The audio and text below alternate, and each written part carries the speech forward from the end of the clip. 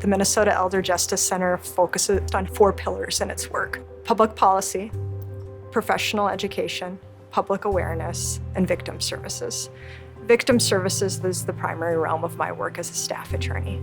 In victim services, our team works to serve as resources to individuals who are victims or survivors of forms of abuse affecting older adults, vulnerable adults, whether that be in forms of neglect, physical abuse, sexual abuse, emotional abuse, financial abuse.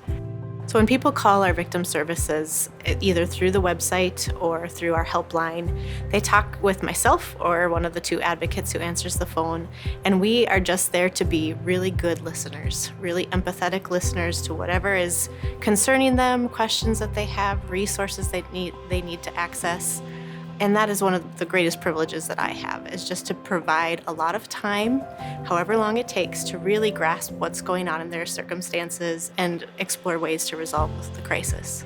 Minnesota Elder Justice Center's Victim Services Helpline is a free and confidential resource. We are not mandated reporters. We don't trigger any other social systems unless, of course, they want that and they want the support to know how to go about doing that. But we don't do anything that the caller is not wanting us to.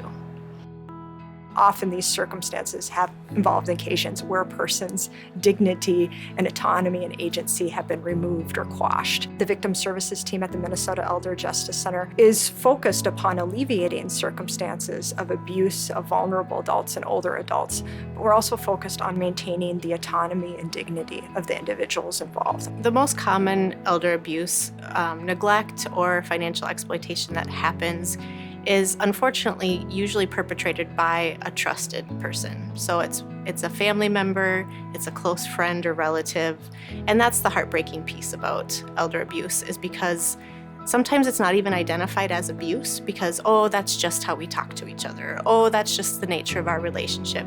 But then it goes too far. So when it comes to stories of abuse, neglect, or financial exploitation of older adults or vulnerable adults, shame or embarrassment felt by the victim or survivor of the abuse is often a component of why these circumstances are underreported. We really want to honor older adults and their experience and their wisdom, so I think making sure that they feel like they can bring up concerns or questions, that they don't keep things to themselves if there's a gut check that says this isn't quite right or I don't know how I navigate these waters. If something bad has happened, to be brave to go to someone that you do trust to say, I need some help or I have questions about this.